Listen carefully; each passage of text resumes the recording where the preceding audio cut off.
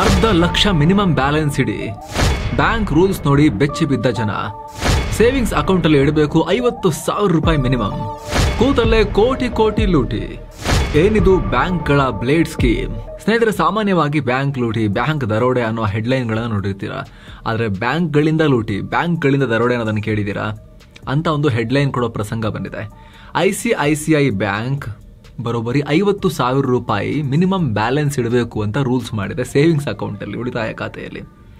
August 1ರಿಂದ ಜಾರಿ ಕೂಡ ಮಾಡಿದೆ. ಇಲ್ಲಾಂದ್ರೆ ಫೈನ್ ಹಾಕ್ತಾರೆ ಜಾಸ್ತಿ ಇಟ್ಟಿಲ್ಲ ಅಂದ್ರೆ. ಹಾಗಿದ್ರೆ ಬ್ಯಾಂಕ್ಗಳು ಈ ತರ ಸಾವಿರಾರು ರೂಪಾಯಿ ಬ್ಯಾಲೆನ್ಸ್ ಇಡಿ, ಮಿನಿಮಮ್ ನಿಮ್ಮ ಅಕೌಂಟಲ್ಲಿ ಇಡಲೇಬೇಕು ಅಂತ ನಿಮಗೆ ರೂಲ್ಸ್ ಹಾಕೋದು ಸರಿನಾ? ಮಿನಿಮಮ್ ಬ್ಯಾಲೆನ್ಸ್ನ ಉದ್ದೇಶ ಏನು? ಇದರಿಂದ ಬ್ಯಾಂಕ್ಗಳಿಗಾಗೋ ಲಾಭ ಎಷ್ಟು? ಕೂತಲ್ಲೇ ಎಷ್ಟು ಕೋಟಿ ಬರುತ್ತೆ? ಮಿನಿಮಮ್ ಬ್ಯಾಲೆನ್ಸ್ಗೆ RBI ಗೈಡ್ಲೈನ್ಸ್ ಏನು? ಎಲ್ಲವನ್ನ ಹೇಳ್ತೀವಿ. ಕಡೆ ತನಕ ಮಿಸ್ ಮಾಡಿದೆ ನೋಡಿ ಸ್ನೇಹಿತರೆ. 50,000 ರೂಪಾಯಿ ನಮ್ದೇ ಅಲ್ವಾ ದುಡ್ಡು, ಇಟ್ರೆ ಏನಾಗುತ್ತೆ ಅನ್ನೋ ಪ್ರಶ್ನೆ ಕೇಳ್ಬೋದು. ಆದ್ರೆ 50,000 ರೂಪಾಯಿ ನಿಮ್ದೇ ಸೇವಿಂಗ್ಸ್ ಅಕೌಂಟ್ ಅಲ್ಲಿ ಇಟ್ರೆ ನೀವು ಕೂತಲ್ಲೇ ಬ್ಯಾಂಕಿಗೆ ಎಷ್ಟು ಪುಕ್ಸಟೆ ದುಡ್ಡು ಕೊಟ್ಟಂಗೆ ಆಯ್ತು ಅನ್ನೋದನ್ನ ಕೂಡ ನಾವು ನಿಮಗೆ ಎಕ್ಸ್ಪ್ಲೇನ್ ಮಾಡ್ತಾ ಹೋಗ್ತೀವಿ. 1,00,000 ಬ್ಯಾಲೆನ್ಸ್, ICICI ರೂಲ್ಸ್ಗೆ ಗಾಬರಿಯಾದ ಜನ. ದೇಶದ ಅತಿದೊಡ್ಡ ಖಾಸಗಿ ಬ್ಯಾಂಕ್ಗಳಲ್ಲೊಂದು, ಟಾಪ್ ಬ್ಯಾಂಕ್ಗಳಲ್ಲಿ ಗುರುತಿಸಲ್ಪಡೋ ICICI ಬ್ಯಾಂಕ್ ಇಂಥ ಒಂದು ನಿರ್ಧಾರ ಮಾಡಿದೆ. ಒಳ್ಳೆ ಬ್ಯಾಂಕೇ ಅದು, ಬಟ್ ಈ ನಿರ್ಧಾರ ಎಲ್ಲರನ್ನ ದಿಗಿಲು ಬೀಳಿಸಿದೆ. ಉಳಿತಾಯ ಖಾತೆ, ಸೇವಿಂಗ್ಸ್ ಅಕೌಂಟ್, ಅದರಲ್ಲಿ ಮಂತ್ಲಿ ಆವರೇಜ್ ಬ್ಯಾಲೆನ್ಸ್ MAB, ಸಾಮಾನ್ಯ ಭಾಷೆಯಲ್ಲಿ ಹೇಳೋದಾದ್ರೆ ಮಿನಿಮಮ್ ಬ್ಯಾಲೆನ್ಸ್ 50,000 ರೂಪಾಯಿ ಇಡಬೇಕು ಅಂತ ಹೇಳಿದೆ. ಅಕೌಂಟ್ ಯೂಸ್ ಮಾಡಬೇಕು, ICICI ಸೇವಿಂಗ್ಸ್ ಬ್ಯಾಂಕ್ ನೀವು ಯೂಸ್ ಮಾಡಬೇಕು ಅಂದ್ರೆ ಮಿನಿಮಮ್ 50,000 ರೂಪಾಯಿ ಅಲ್ಲೇ ಇಟ್ಟಿರಬೇಕು ಅದನ್ನು ಹೇಳಿದೆ. ಈ ಹಿಂದೆ ಕೂಡ ಅಕೌಂಟಲ್ಲಿ ಕನಿಷ್ಠ 10,000 ರೂಪಾಯಿ ಮೇಂಟೈನ್ ಮಾಡಬೇಕು ಅನ್ನೋ ರೂಲ್ಸ್ ಇತ್ತು. ನೇರ 1,00,000ಕ್ಕೆ ತಗೊಂಡು ಹೋಗಿದ್ದಾರೆ. ಮೆಟ್ರೋ ಮತ್ತು ನಗರ ಪ್ರದೇಶಗಳಲ್ಲಿರೋ ICICI ಗ್ರಾಹಕರಿಗೆ ಈ ರೂಲ್ಸ್ ವಿಧಿಸಲಾಗಿದೆ. ಉಳಿದಂತೆ ಸೆಮಿ ಅರ್ಬನ್ ಅಂದ್ರೆ ಪಟ್ಟಣಗಳಲ್ಲಿರೋ ಶಾಖೆಗಳಲ್ಲಿ 25,000 ರೂಪಾಯಿ, ಹಾಗೆ ಹಳ್ಳಿಗಳಲ್ಲಿರೋ ಬ್ಯಾಂಕುಗಳಲ್ಲೂ 10,000 ರೂಪಾಯಿ ಕನಿಷ್ಠ ಬ್ಯಾಲೆನ್ಸ್ ಮೇಂಟೈನ್ ಮಾಡಬೇಕು ಅಂತ ಹೇಳಿದ್ದಾರೆ. ಆಗಸ್ಟ್ 1ರಿಂದ ICICI ಬ್ಯಾಂಕ್ ಖಾತೆ ತೆರೆಯುವ ಪ್ರತಿ ಗ್ರಾಹಕರಿಗೂ ಈ ಹೊಸ ರೂಲ್ಸ್ ಅಪ್ಲೈ ಆಗುತ್ತೆ. ಅಷ್ಟೇ ಅಲ್ಲ, ಒಂದು ವೇಳೆ ನೀವು ಇಷ್ಟು ಬ್ಯಾಲೆನ್ಸ್ ಮೇಂಟೈನ್ ಮಾಡಿಲ್ಲ ಅಂದ್ರೆ ದಂಡ ಹಾಕ್ತಾರೆ. ಮಿನಿಮಮ್ ಬ್ಯಾಲೆನ್ಸ್ಗಿಂತ ಎಷ್ಟು ಹಣ ಕಮ್ಮಿ ಇದೆಯೋ ಅದರ 6% ಅಥವಾ 500 ರೂಪಾಯಿ ತನಕವೂ ದಂಡ ಕಟ್ಟಬೇಕಾಗತ್ತೆ. ಆದರೆ ಬ್ಯಾಂಕ್ನ ರೂಲ್ಸ್ ಕಂಡು ICICI ಗ್ರಾಹಕರು ಬೆಚ್ಚಿ ಬಿದ್ದಿದ್ದಾರೆ, ರೊಚ್ಚಿಗೆದ್ದಿದ್ದಾರೆ. ಇದು ದರೋಡೆ. 50,000 ರೂಪಾಯಿ ಮಿನಿಮಮ್ ಬ್ಯಾಲೆನ್ಸ್ ಅಂದ್ರೆ ಏನ್ ತಮಾಷೆನಾ ಅಂತ ಪ್ರಶ್ನೆ ಮಾಡ್ತಿದ್ದಾರೆ. ಕೆಲವರು ICICI ಹಾಗಿದ್ರೆ ಸಾಮಾನ್ಯ ಜನರು ತಮ್ಮ ಬ್ಯಾಂಕಿಗೆ ಬರಬೇಡಿ ಅಂತ ಹೇಳೋಕೆ, ಶ್ರೀಮಂತರ ಮಾತ್ರ ಬನ್ನಿ ಅಂತ ಹೇಳೋಕೆ ಈ ರೀತಿ ಪ್ರಯತ್ನ ಪಡ್ತಾ ಇದೆ. ಪ್ರೀಮಿಯಮೈಸೇಷನ್ ಮಾಡೋಕೆ ಈ ರೀತಿ ಬಡವರಿಗೆ, ಮಧ್ಯಮ ವರ್ಗದವರಿಗೆ ಬ್ಯಾಂಕ್ ಬಾಗಿಲನ್ನು ನೇರವಾಗಿ ಹಾಕಕ್ಕಾಗಲ್ಲ, ಅದಕ್ಕೆ ಹಿಂಗೆ ಹಾಕ್ತಾ ಇದೆ ಅಂತ ಟೀಕೆ ಮಾಡ್ತಿದ್ದಾರೆ. ಯಾವ್ಯಾವ ಬ್ಯಾಂಕ್ ಅಲ್ಲಿ ಎಷ್ಟೆಷ್ಟಿದೆ ಸ್ನೇಹಿತರೆ? ಹಾಗಂತ ಕೇವಲ ICICI ಬ್ಯಾಂಕ್ ಮಾತ್ರ ಅಲ್ಲ, ಬಹುತೇಕ ಎಲ್ಲ ಬ್ಯಾಂಕ್ಗಳಲ್ಲೂ ಈ ರೂಲ್ಸ್ ಇದೆ. ಬೇರೆ ಬೇರೆ ಬ್ಯಾಂಕಲ್ಲಿ ಬೇರೆ ಬೇರೆ ಅಮೌಂಟ್ ಇಟ್ಟಿದ್ದಾರೆ. HDFC ಬ್ಯಾಂಕ್ನಲ್ಲಿ ಸಿಟಿಗಳಲ್ಲಾದ್ರೆ 10,000 ರೂಪಾಯಿ ಮಿನಿಮಮ್ ಬ್ಯಾಲೆನ್ಸ್ ಇಡಬೇಕು ಅಂತ ಹೇಳುತ್ತೆ. ಗ್ರಾಮೀಣ ಪ್ರದೇಶದಲ್ಲಿ 2,500 ರೂಪಾಯಿ ಇಡಬೇಕು ಅಂತ ಹೇಳುತ್ತೆ. ಆಕ್ಸಿಸ್ ಬ್ಯಾಂಕ್ ಸಿಟಿಯಲ್ಲಿ 12,000, ಗ್ರಾಮೀಣ ಪ್ರದೇಶದಲ್ಲಿ 2,500 ರೂಪಾಯಿ ಮಿನಿಮಮ್ ಇಡಿ ಅಂತ ಹೇಳುತ್ತೆ. ಬ್ಯಾಂಕ್ ಆಫ್ ಬರೋಡಾ ನಗರದಲ್ಲಿ 2,000 ರೂಪಾಯಿ, ಹಳ್ಳಿ 500 ರೂಪಾಯಿ. IDFC ಫಸ್ಟ್ ಬ್ಯಾಂಕ್ ಕೆಲವೊಂದು ನಗರದಲ್ಲಿ 25,000, ಕೆಲವೊಂದು ಕಡೆ 10,000, ಗ್ರಾಮೀಣ ಭಾಗದಲ್ಲಿ ಸೇಮ್ ರೂಲ್ಸ್ ಇದೆ. ಆದರೆ ಸರ್ಕಾರಿ ಬ್ಯಾಂಕ್ಗಳಲ್ಲಿ ಮಾತ್ರ ಕಮ್ಮಿ ಇದೆ. ಯೂನಿಯನ್ ಬ್ಯಾಂಕ್ ಆಫ್ ಇಂಡಿಯಾದಲ್ಲಿ ಚೆಕ್ ಬುಕ್ ಇದ್ರೆ 1,000 ರೂಪಾಯಿ, ಚೆಕ್ ಬುಕ್ ಇಲ್ಲದೆ ಇರೋ ಅಕೌಂಟ್ ಅಂದ್ರೆ 500 ರೂಪಾಯಿ ಇಟ್ರೆ ಸಾಕು. ಗ್ರಾಮೀಣ ಪ್ರದೇಶದಲ್ಲಿ ವಿದೌಟ್ ಚೆಕ್ ಬುಕ್ 100 ರೂಪಾಯಿ ಇದ್ರೆ ಸಾಕು, ವಿತ್ ಚೆಕ್ ಬುಕ್ 205 ರೂಪಾಯಿ ಇದ್ರೆ ಸಾಕು. SBIನಲ್ಲೂ ಕೂಡ ಮುಂಚೆ ಮಿನಿಮಮ್ ಬ್ಯಾಲೆನ್ಸ್ ರೂಲ್ಸ್ ಎಲ್ಲ ಇತ್ತು, ಆದರೆ 2020ರಿಂದ ಅದನ್ನ ತೆಗೆದೇ ಹಾಕಿದ್ದಾರೆ. ನೀವು ಖಾಲಿ ಅಕೌಂಟ್ ಇಟ್ಟರು ನಿಮಗೆ ಬೇಜಾರು ಮಾಡ್ಕೊಳ್ಳಲ್ಲ ಅವರು. ಅದೇ ರೀತಿ Canara bank, PNB bank, bank of Baroda ಕೂಡ ಮಿನಿಮಮ್ ಬ್ಯಾಲೆನ್ಸ್ ಇಡೋದು ಬೇಡ ಅಂತ ಹೇಳಿದೆ. ಆದರೂ ಸ್ನೇಹಿತರೆ, ದೇಶದ 35% ಡೆಪಾಸಿಟ್ ICICI, HDFCನಂಥ ಖಾಸಗಿ ಬ್ಯಾಂಕ್ಗಳಲ್ಲಿದೆ. ಕೋಟಿ ಕೋಟಿ ಮಿಡಲ್ ಕ್ಲಾಸ್ ಜನ, ಶ್ರೀಮಂತರು ಪ್ರೈವೇಟ್ ಬ್ಯಾಂಕಲ್ಲಿ ಅಕೌಂಟನ್ನು ಹೊಂದಿರ್ತಾರೆ, ಅದನ್ನು ಯೂಸ್ ಮಾಡ್ತಾರೆ. ಆದರೆ ಮಿಡಲ್ ಕ್ಲಾಸ್ ಜನ ಕೂಡ ಇರ್ತಾರೆ. ಹಾಗಿದ್ರೆ ಎಷ್ಟು ದುಡ್ಡು ಮಾಡ್ಕೋಬಹುದು ಬ್ಯಾಂಕ್ನವ್ರು ಇದರಿಂದ? ಕೂತಲ್ಲೇ ದುಡ್ಡು ಮಾಡ್ತಿರೋ ಬ್ಯಾಂಕ್ಗಳು. ಎಸ್ ಸ್ನೇಹಿತರೆ, ನಿಮಗೆ ಅನಿಸ್ಬೋದು ನಮ್ಮದೇ ದುಡ್ಡು ಅಲ್ಲಿ ಇರುತ್ತಲ್ಲ 50,000 ರೂಪಾಯಿ, ಸೇವಿಂಗ್ಸ್ ಅಕೌಂಟ್ಗೆ 2%, 3.5% ಸಣ್ಣ ಬಡ್ಡಿನೂ ಕೊಡ್ತಾರಲ್ವಾ ಅಂತ ಅನಿಸ್ಬೋದು. ಆದರೆ ನಿಮಗೆ ಆರಂಭದಲ್ಲಿ ಹೇಳಿದಾಗೆ ಕೂತಲ್ಲೇ ನೀವು ಬ್ಯಾಂಕ್ಗೆ ನೀವು account charges, account maintenance charges ಅಂತ 1,000 ರೂಪಾಯಿ ಕೊಡದೇ ಇರ್ಬೋದು. ಆದರೆ ಈ ಮಿನಿಮಮ್ ಬ್ಯಾಲೆನ್ಸಿಂದಲೇ 1,000 ರೂಪಾಯಿ ಕೊಟ್ಟಂಗೆ ಹೆಂಗಾಗುತ್ತೆ, ನಿಮ್ಮ ಕೈಯಿಂದ ಕೊಟ್ಟಂಗೆ ಹೆಂಗಾಗುತ್ತೆ ಅಂತ ಹೇಳ್ತೀವಿ. ಇಲ್ಲಿ ಒಟ್ಟು 3 ರೀತಿ ದುಡ್ಡು ಮಾಡ್ಬೋದು. ಒಂದು, ನೇರ ಮಿನಿಮಮ್ ಬ್ಯಾಲೆನ್ಸ್ ಮೇಂಟೈನ್ ಮಾಡದೇ ಇರೋದಕ್ಕೆ ದಂಡದ ರೂಪದಲ್ಲಿ ಹಣ ಕಲೆಕ್ಟ್ ಮಾಡ್ಬೋದು. ಎರಡನೇದು, ಆ ಮಿನಿಮಮ್ ಬ್ಯಾಲೆನ್ಸ್ ಇಟ್ಟರೆ ಮೇಂಟೈನ್ ಮಾಡಿದ್ರೆ ಅದರಿಂದ ಒಟ್ಟಾದ ಫಂಡ್ ಇರುತ್ತಲ್ಲ, ದೊಡ್ಡದಿರುತ್ತೆ, ಅದನ್ನು ಬಳಸೋ ಮೂಲಕ, ಸಾಲ ಕೊಡೋ ಮೂಲಕ, ಹೂಡಿಕೆ ಮಾಡೋ ಮೂಲಕ ದುಡ್ಡು ಮಾಡ್ಬೋದು. ಏನೋ ಸ್ನೇಹಿತರೆ, ವರದಿಯಲ್ಲಿ ಮುಂದುವರಿಯುವ ಮುನ್ನ 7 Sands ಟೂರಿಸಂ ಕಂಪನಿ ಪುರಿ ಜಗನ್ನಾಥಕ್ಕೆ ಹೊಸ ಟ್ರಿಪ್ ಅನ್ನ ಆಯೋಜಿಸಿದೆ. 3 ನೈಟ್ 4 ಡೇ ಟ್ರಿಪ್ ಇದು. ಎಲ್ಲೆಲ್ಲಿ ಹೋಗೋದಿರುತ್ತೆ ಅಂದ್ರೆ ಪುರಿ ಜಗನ್ನಾಥ, ಕೋನಾರ್ಕ, ಬಿರಾಜದೇವಿ ಶಕ್ತಿಪೀಠ, ಭುವನೇಶ್ವರ್, ಧೌಲಿ, ಉದಯಗಿರಿ ಮತ್ತು ಸ್ಕಂದಗಿರಿ ಹಾಗೂ ಕಟಕ್ ಎಲ್ಲ ಹೋಗೋದಿರುತ್ತೆ.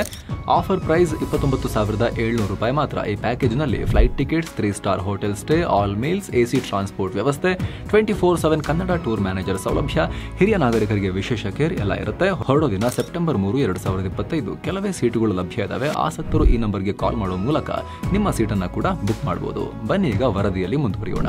ಮೂರನೇದು, ಈ ರೀತಿ ಹಣ ಇಟ್ಟ ಗ್ರಾಹಕರಿಗೆ ಬೇರೆ ಫಿನಾನ್ಷಿಯಲ್ ಪ್ರಾಡಕ್ಟ್ ಮಾರುವ ಮೂಲಕ ದುಡ್ಡು ಮಾಡಬಹುದು. ಆದ್ರೆ ಇಲ್ಲಿ ಲೆಕ್ಕಾಚಾರಕ್ಕೆ ಮೊದಲೆರಡು ಸಿಚುವೇಶನ್ ಅಷ್ಟೇ ಕನ್ಸಿಡರ್ ಮಾಡೋಣ. ಬ್ಯಾಂಕ್ಗಳು ಮಿನಿಮಮ್ ಬ್ಯಾಲೆನ್ಸ್ ನಿಂದ ಎಷ್ಟು ಫಂಡ್ ಕಲೆಕ್ಟ್ ಆಯಿತು ಅನ್ನೋದಕ್ಕೆ ಮಾಹಿತಿ ಕೊಡಲ್ಲ. ಬಟ್ ನಾವು ಅಂದಾಜಿಗೆ ಬರಬಹುದು. ಈಗ ICICI ಬ್ಯಾಂಕ್ಗೆ 5,60,00,000 ಗ್ರಾಹಕರಿದ್ದಾರೆ. ಇದರಲ್ಲಿ ಬಹುತೇಕರು ನಗರ ಪ್ರದೇಶದಲ್ಲಿರೋರು. ಜೊತೆಗೆ ಸರ್ಕಾರಿ ಬ್ಯಾಂಕ್ಗಳ ರೀತಿ ನಿಲ್ ಅಕೌಂಟ್ಗಳು ಜಾಸ್ತಿ ಇಲ್ಲ. ಬಟ್ ಸ್ಟಿಲ್ ನಾವಿಲ್ಲಿ ಲೆಕ್ಕಕ್ಕೆ 50 ಲಕ್ಷ ಅಕೌಂಟ್ ಅಷ್ಟೇ ಕನ್ಸಿಡರ್ ಮಾಡೋಣ. 50 ಲಕ್ಷ ಜನರಿಗೆ ICICI ಮಿನಿಮಮ್ 10,000 ರೂಪಾಯಿ ಇಡಬೇಕು ಅಂತ ಹೇಳಿದ್ರು ಕೂಡ 5,000 ಕೋಟಿ ರೂಪಾಯಿ ಕಲೆಕ್ಟ್ ಆಗುತ್ತೆ. ಇದು ನೇರ ಬ್ಯಾಂಕ್ನ ಫಂಡ್ಗೆ ಸೇರುತ್ತೆ. ಇದರಲ್ಲಿ ಸಾಲ, ಹೂಡಿಕೆ ಅಂತ ICICI 7-8% ರೇಟ್ನಲ್ಲಿ ಬ್ಯಾಂಕ್ ದುಡ್ಡು ಗಳಿಸಿದ್ರು ಕೂಡ, ಅದಕ್ಕೆ ಇಂಟ್ರೆಸ್ಟ್ ಜನರೇಟ್ ಮಾಡಿದ್ರು ಕೂಡ ನಿಮ್ ದುಡ್ಡಲ್ಲಿ ಅವ್ರು ಇಂಟ್ರೆಸ್ಟ್ ಜನರೇಟ್ ಮಾಡದಂಗಾಯ್ತು. ಸ್ನೇಹಿತರೆ, ICICI ಬ್ಯಾಂಕ್ನ ನೆಟ್ ಇಂಟ್ರೆಸ್ಟ್ ಮಾರ್ಜಿನ್ ನಿಮ್ 4.3% ಇದೆ. ಇದರಲ್ಲಿ ICICI ಸಾಲ ಕೊಡೋದಕ್ಕೆ ಹಾಕೋ ಇಂಟ್ರೆಸ್ಟ್, ಜನ ದುಡ್ಡಿಡೋದಕ್ಕೆ ತಾನು ಕೊಡ್ತಿರೋ ಇಂಟ್ರೆಸ್ಟ್ ಎಲ್ಲ ಕವರ್ ಆಗುತ್ತೆ. ಸೊ ಈ ನಿಮ್ನ ಅಪ್ಲೈ ಮಾಡಿದ್ರೆ ICICI ವರ್ಷಕ್ಕೆ ಕೇವಲ ಬಡ್ಡಿಯಿಂದಲೇ ಸುಮಾರು 215 ಕೋಟಿ ರೂಪಾಯಿ ಗಳಿಸುತ್ತೆ. ಯಾವುದರಲ್ಲಿ ಜಸ್ಟ್ ಮಿನಿಮಮ್ ಬ್ಯಾಲೆನ್ಸ್ ಅಲ್ಲಿ ಹೇಳ್ತಿರೋದು ನಿಮಗೆ, ಅವ್ರದ್ದು ಬೇರೆ ಬಿಸ್ನೆಸ್ ಅಲ್ಲ. ನಾವು ಬರೀ 50 ಲಕ್ಷ ಖಾತೆಗಳನ್ನ ಅಷ್ಟೇ ಲೆಕ್ಕಕ್ಕೆ ಹಿಡಿದಿರೋದು. ಮತ್ತೆ ಮಿನಿಮಮ್ ಬ್ಯಾಲೆನ್ಸ್ 10,000ಕ್ಕೆ ಮಾತ್ರ ಲೆಕ್ಕಕ್ಕೆ ಹಿಡಿದಿರೋದು, 50,000ಕ್ಕೂ ಹಿಡಿದಿಲ್ಲ ನಾವು. ಇಷ್ಟರಲ್ಲೇ ಕೇವಲ ಬಡ್ಡಿಯಿಂದ 200 ಕೋಟಿಗೂ ಅಧಿಕ ಹಣವನ್ನ ಕಲೆಕ್ಟ್ ಮಾಡಬಹುದು ಅಂತ ನಾವು ರಫ್ ಎಸ್ಟಿಮೇಷನ್ಗೆ ಬರ್ಬೋದು. ಆದ್ರೆ ಈಗ 50,000 ಮಾಡಿದ್ದಾರೆ, 5 ಪಟ್ಟು ಜಾಸ್ತಿ. ಟೋಟಲ್ ಎಲ್ಲ ಅಕೌಂಟ್ ನಾವು ಕ್ಯಾಲ್ಕುಲೇಟ್ ಮಾಡಿಲ್ಲ, 50 ಲಕ್ಷದಷ್ಟೇ ಕ್ಯಾಲ್ಕುಲೇಟ್ ಮಾಡಿದ್ದು. ಇನ್ನು ಸಿಂಪಲ್ ಆಗಿ ಹೇಳಬೇಕು ಅಂತ ಹೇಳಿದ್ರೆ ಸ್ನೇಹಿತರೆ, ಸೇವಿಂಗ್ಸ್ ಅಕೌಂಟ್ ಅಲ್ಲಿ 50,000 ಇಟ್ರಿ ಅಂತ ಅನ್ಕೊಳ್ಳಿ. ಎಷ್ಟು 3% ಬಡ್ಡಿ ಕೊಡ್ತಾರಾ, 3.25 ಕೊಡ್ತಾರಾ, 4 ಕೊಡ್ತಾರಾ? ಅದೇ 50,000 FD ಇಟ್ರೆ ನಿಮಗೆ ಎಷ್ಟು ಬರುತ್ತೆ? 7-8% ಬರುತ್ತಲ್ವಾ? ಡಿಫರೆನ್ಸ್ ಎಷ್ಟು? 4%. ಎಷ್ಟು? 50,000ಕ್ಕೆ 8% ಅಂದ್ರೆ ರಫ್ ಆಗಿ ಹಿಡಿರಿ. 50,000ಕ್ಕೆ 8% ಲೆಕ್ಕದಲ್ಲಿ ವರ್ಷಕ್ಕೆ ಎಷ್ಟು ಬಡ್ಡಿ ದುಡ್ಡು ಬರುತ್ತೆ ನಿಮಗೆ? 4,000 ಬರಬೇಕು. ಓಕೆ, ಅವರು ಸೇವಿಂಗ್ಸ್ ಅಕೌಂಟ್ಗೂ 4% ಕೊಡ್ತಾರೆ ಅಂತ ಅನ್ಕೊಳ್ಳೋಣ. 4 ಕೊಡಲ್ಲ, ಕೊಡ್ತಾರೆ ಅಂತ ಅನ್ಕೊಳ್ಳೋಣ, ರಫ್ ಐಡಿಯಾಗೋಸ್ಕರ. ಅಲ್ಲಿಗೆ ಎಷ್ಟು? 2,000 ರೂಪಾಯಿ ಬಂತು ನಿಮಗೆ. ಇನ್ನು 2,000 ರೂಪಾಯಿ ಕೂತಲ್ಲೇ ಗಳಿಸ್ದಂಗೆ ಆಯ್ತಲ್ಲ ಬ್ಯಾಂಕ್. FD ಇಟ್ಟಿದ್ರೆ 4,000 ಬರ್ತಾ ಇತ್ತು. ಈಗ ಸೇವಿಂಗ್ಸ್ ಅಕೌಂಟಲ್ಲಿ 50,000 ಮಿನಿಮಮ್ ಬ್ಯಾಲೆನ್ಸ್ ಮೇಂಟೈನ್ ಮಾಡಿ 2,000 ಗಳಿಸಿದ್ರಿ ನೀವು ಬಡ್ಡಿ. 2,000 ರೂಪಾಯಿ ನೀವು ಬ್ಯಾಂಕಿಗೆ ನಿಮ್ಮ ಕೈಯಿಂದ ಕೊಟ್ಟಂಗೆ ಆಯ್ತಲ್ಲ. ಇದು ಮಜಾ. ಸ್ನೇಹಿತರೆ, ಪ್ರೈವೇಟ್ ಬ್ಯಾಂಕ್ ಬಿಡಿ, PSB ಬ್ಯಾಂಕ್ಗಳೇ 2024ರಲ್ಲಿ ಕೇವಲ ದಂಡದಿಂದ ಮಿನಿಮಮ್ ಬ್ಯಾಲೆನ್ಸ್ ಮೇಂಟೈನ್ ಮಾಡದೇ ಇರೋದಕ್ಕೆ ಬರೋಬ್ಬರಿ 2,331 ಕೋಟಿ ಗಳಿಸಿವೆ. ಈ ಮಿನಿಮಮ್ ಆಟದ ಮ್ಯಾಕ್ಸಿಮಮ್ ಬೆನಿಫಿಟ್ ಎಷ್ಟಿರ್ಬೋದು ಅಂತ ನೀವು ಒಂದ್ಸಲಿ ಜಸ್ಟ್ ಇಮ್ಯಾಜಿನ್ ಮಾಡಿ. ಮಿನಿಮಮ್ ಬ್ಯಾಲೆನ್ಸ್ನ ಉದ್ದೇಶ ಏನು? ಆಪರೇಟಿಂಗ್ ಖರ್ಚು ರಿಕವರ್ ಮಾಡ್ಕೊಳ್ಳೋದು ಮಿನಿಮಮ್ ಬ್ಯಾಲೆನ್ಸ್ನ ಮುಖ್ಯ ಉದ್ದೇಶ. ಪ್ರತಿ ಸಲ ನೀವು ಬ್ಯಾಂಕ್ ವಿಸಿಟ್ ಮಾಡಿದಾಗ ಖರ್ಚಿರುತ್ತೆ. Passbook printing, ATM transaction, customer service, technology, data ಸಂಗ್ರಹ. ನಿಮ್ಗೆಲ್ಲ ಯಾರು ಹೋದ್ರೆ ನಿಮಗೆ ಕ್ವಶನ್ ಕೇಳಬೇಕು, ಆನ್ಸರ್ ಮಾಡಕ್ಕೆ ಮನುಷ್ಯರು ಬೇಕಲ್ಲ, ಅಲ್ಲಿ ಅವರಿಗೆಲ್ಲ ಸಂಬಳ ಕೊಡಬೇಕಲ್ಲ, ಬ್ಯಾಂಕ್ ಸಿಬ್ಬಂದಿ ಇರ್ತಾರಲ್ಲ. So over all operating cost, ಹೀಗೆ ಸಾಕಷ್ಟು ಕೆಲಸಗಳಿಗೆ ಬ್ಯಾಂಕ್ಗಳು ಖರ್ಚು ಮಾಡಬೇಕು. ಸೊ ನೀವು ಅಕೌಂಟ್ ಓಪನ್ ಮಾಡೋದಕ್ಕೆ, ಅಕೌಂಟ್ ಮೇಂಟೈನ್ ಮಾಡೋದಕ್ಕೆ ನೀವು ವರ್ಷಕ್ಕೆ 2,000 ಕೊಡಿ ಅಂದರೆ ಕೊಡಬೇಕಷ್ಟು ಅಂತ ಯೋಚನೆ ಮಾಡ್ತೀವಲ್ಲ. ನಿಮ್ಮ ದುಡ್ಡು ಇಟ್ಟರೆ ಸಾಕು ಅಂತ ಹೇಳಿದ್ರೆ ನಿಮಗೆ ಗೊತ್ತೇ ಆಗಲ್ಲ. ಎಕ್ಸಾಂಪಲ್ಗೆ 2,000 ಹೇಳಿದ್ವಲ್ಲ, ನಿಮಗೆ ಗೊತ್ತೇ ಆಗಲ್ಲ ನೀವು ಕೊಟ್ಟಿರೋದು. ಸೊ ಆ ಥರ. ಜೊತೆಗೆ ಬರೀ 0 ಬ್ಯಾಲೆನ್ಸ್ ಅಥವಾ ಕಡಿಮೆ ಬ್ಯಾಲೆನ್ಸ್ ಇರೋ ಅಕೌಂಟ್ಗಳು ಸುಮ್ಮನೆ ಬ್ಯಾಂಕ್ಗಳಿಗೆ ಹೊರೆ, ಯಾವುದೇ ಆದಾಯ ಬರಲ್ಲ. ಹೀಗಾಗಿ ಅಂಥ ಅಕೌಂಟ್ಗಳನ್ನು ಫಿಲ್ಟರ್ ಮಾಡೋ ಉದ್ದೇಶ ಕೂಡ ಇರುತ್ತೆ. ಜೊತೆಗೆ ಈ ರೀತಿ ಹೆವಿ ದುಡ್ಡಿಡೋ ಕಸ್ಟಮರ್ಸ್ನ ಹುಡುಕಿ ಅವರಿಗೆ ಅದು ಬೇಕಾ ಸರ್, ಇದು ಬೇಕಾ ಸರ್ ಅಂತ ಎಕ್ಸ್ಟ್ರಾ ಬೇರೆ ಪ್ರಾಡಕ್ಟ್ನ ಕೂಡ ಸೇಲ್ ಮಾಡಬಹುದು. ಸರ್ಕಾರಿ ಬ್ಯಾಂಕ್ಗಳಲ್ಲಿ account service, ATM service, basic net banking, mobile app, cheque book ಇಂಥ ಬೇಸಿಕ್ ಫೀಚರ್ ಅಷ್ಟೇ ಇರುತ್ತೆ. ಆದರೆ HDFC, ಆಕ್ಸಿಸ್, ICICI ಏನಂತ ಬಿಗ್ ಪ್ರೈವೇಟ್ ಬ್ಯಾಂಕ್ಸ್ ಅಲ್ಲಿ, ಕೋಟಕ್ ಪ್ರೈಮ್ ಈ ರೀತಿ ಇವರೆಲ್ಲ ಏನು ಮಾಡ್ತಾರೆ? ಪ್ರೀಮಿಯಂ ಸರ್ವಿಸ್ ಕೊಡ್ತಾರೆ, ಡೆಡಿಕೇಟೆಡ್ ರಿಲೇಷನ್ಶಿಪ್ ಮ್ಯಾನೇಜರ್ ಕೊಡ್ತಾರೆ, ಪ್ರಯಾರಿಟಿ ಡೆಸ್ಕ್ ಇರುತ್ತೆ. SBI ಥರ ಲಂಚ್ ಆದ್ಮೇಲೆ ಬನ್ನಿ, ನಾಳೆ ಬನ್ನಿ ಅಂತೆಲ್ಲ ಹೇಳಿ ಕಳಿಸಲ್ಲ. ಲೋನ್ ಅಪ್ಲೈ ಮಾಡಿದ್ರೆ ನಿಮಗೆ ಜಾಸ್ತಿ ಕಾಟ ಕೊಡದೆ ಬೇಗ ಲೋನ್ ನಿಮಗೆ ಒಳ್ಳೆ ರಾಜರ ಥರ ಟ್ರೀಟ್ ಮಾಡಿ ಲೋನ್ ಕೊಡೋಕ್ಕೆ ಅವರೇ ಟ್ರೈ ಮಾಡ್ತಿರ್ತಾರೆ. ನಿಮ್ಮ ಸಮಸ್ಯೆ ಏನಿದೆ ಅಂತ ಕೇಳ್ತಾರೆ. ಓವರ್ ಆಲ್ ಸ್ಟಾಫ್ ಗೌರ್ಮೆಂಟ್ ಬ್ಯಾಂಕ್ಗಳಿಗೆ ಕಂಪೇರ್ ಮಾಡಿದ್ರೆ ಪ್ರೈವೇಟ್ನಲ್ಲಿ ಜಾಸ್ತಿ ಸ್ಪಂದಿಸ್ತಾರೆ. ಅಲ್ಲೂ ಈಗ ಶುರುವಾಗಿದೆ ಬ್ಯಾಂಕಿಂಗ್ ರೋಗ, ಎಲ್ಲ ಕಡೆನೇ ಇದೆ.